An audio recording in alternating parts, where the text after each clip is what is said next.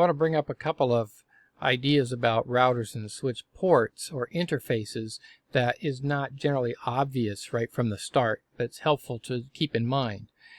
First of all, routers. Your typical router is not going to have very many interfaces. Here I've got just a couple of fast Ethernet interfaces on this particular router.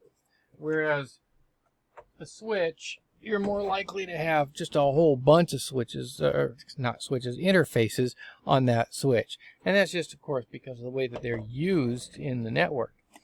But here are the things that I want to talk about them.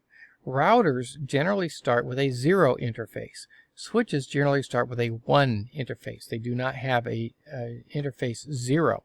Now, I don't know why they were put together that way, but they just were. If I go into this router, and I've done a command here I'm not going to get into right now, but you can see I've got a 0 and a 1 interface.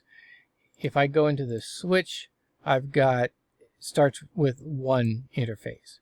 The other thing you can't see from these, because they're not plugged into anything right now, is that routers have all of their interfaces shut down by default. So when you first plug it in, you have to turn on those individual interfaces in order for them to work.